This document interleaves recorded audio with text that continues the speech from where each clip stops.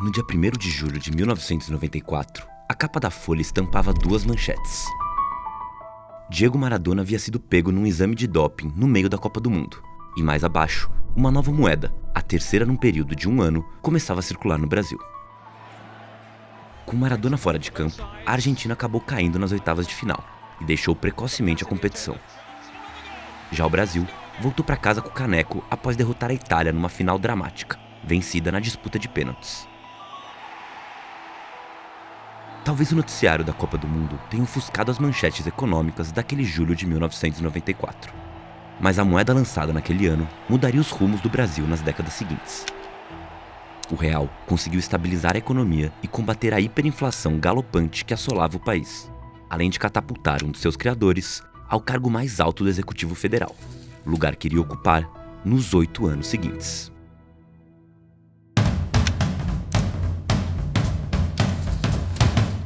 O início da circulação do real em 94 foi a terceira e última etapa de um plano econômico de combate à inflação que começou a ser elaborado em maio do ano anterior, quando Fernando Henrique Cardoso assumiu o Ministério da Fazenda. Na época, a inflação era a principal dor de cabeça do presidente Itamar Franco, um problema herdado da ditadura militar que assombrou todos os mandatários do país desde a redemocratização. Em 93, quando a FHC assumiu a Fazenda, a inflação acumulada foi de 1.927% ao ano. Na União Europeia, o índice era de 4,85% no mesmo período. Nos Estados Unidos, 2,95%. E na média global, 7,5%. O clima era de urgência. O novo ministro da Fazenda foi o quarto a ocupar a pasta em 7 meses e, logo de início, montou uma equipe de economistas que ficou responsável pela elaboração de uma saída para a crise. Nomes como André Lara Rezende, Edmar Baixa, Pedro Malan e Pércio Arida compuseram o time que, em menos de 3 meses, anunciou o que viria a ser a primeira fase do Plano Real. O ato inicial que inaugurou o processo de estabilização da moeda foi o lançamento do Programa de Ação Imediata, uma tentativa de reorganizar as contas públicas brasileiras. A ideia era preparar a casa para as etapas posteriores do plano, e para isso, o governo iniciou um movimento em 2 direções. De um lado, implementou políticas de austeridade para diminuir os gastos da União, e do outro, criou meios de turbinar a receita. Para aumentar a arrecadação, foram feitas alterações no sistema tributário, como o aumento de impostos sobre o lucro líquido de empresas, a criação de um tributo sobre transações financeiras e uma reestruturação das alíquotas cobradas no imposto de renda. O governo também apertou o combate à evasão fiscal e ampliou o programa de privatizações de estatais como forma de engordar ainda mais o caixa da União. Ao mesmo tempo, foi inaugurado um mecanismo que flexibilizou a margem de ação da Fazenda para gerir seus recursos. O Fundo Social de Emergência, que mais tarde se transformaria na DRU, tirou amarras do orçamento ao permitir uma realocação de tributos que antes tinham uma destinação específica. Na prática, uma fatia dos recursos da União ficou livre para que o governo gastasse como bem entendesse, o que, em teoria, ajudaria na criação de superávites. O resultado das medidas foi um aumento das receitas, puxado sobretudo pela elevação da carga tributária, que subiu de 25% do PIB em 93 para 28% em 1994. No final do governo em 2002, essa taxa chegaria a 32% do PIB, patamar que se manteve mais ou menos estável nos anos seguintes. Já do lado das despesas, foram implementados cortes de gastos em vários setores do funcionalismo público federal, redução de investimentos e diminuição de repasses a estados e municípios. Mas as ações foram menos efetivas na contenção das despesas do governo, que subiram de 10,6% do PIB em 92 para 13% em 95. De qualquer forma, o ajuste fiscal que antecedeu a substituição da moeda foi um dos elementos que diferenciaram o Plano Real de outros programas de combate à inflação. Mas além do ajuste das contas, era necessário se proteger de outro fator com potencial de frustrar o controle inflacionário: a desvalorização da moeda frente ao dólar. Uma queda do real poderia encarecer a importação de produtos e insumos vindos do exterior, aumentando os preços no país. E foi para contornar esse temor que a segunda fase do Plano Real foi lançada em março de 1994. Para atrair dólares para o Brasil, o Banco Central teve que manter uma taxa de juros elevada, incentivando investidores estrangeiros a aplicar seus recursos aqui. Os juros altos também atuavam na desaceleração da economia doméstica, ao desestimular o consumo e, consequentemente, ajudar no combate à inflação. Mas além disso, foi necessário promover uma indexação da nova moeda, usando o dólar como âncora.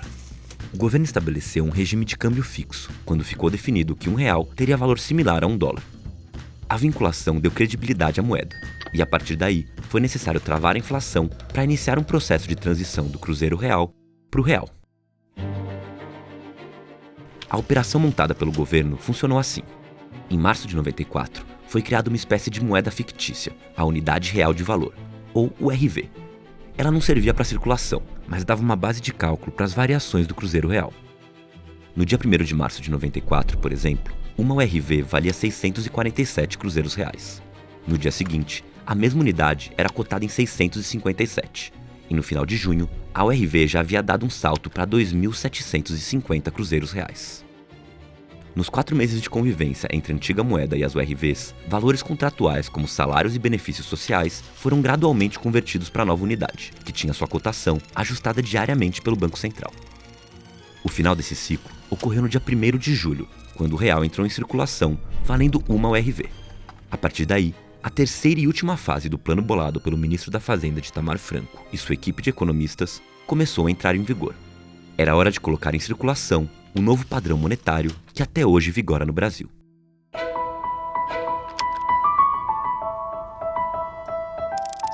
Diferente de seus sucessores, o Plano Real foi um sucesso absoluto no combate à inflação, que até hoje segue estável, ao menos em comparação com o período pré-94. Mas a vitória contra a alta dos preços também veio com algumas perdas. A elevação da taxa de juros, a redução de investimentos estatais e o aumento dos impostos, por exemplo, estrangularam o poder de compra dos brasileiros.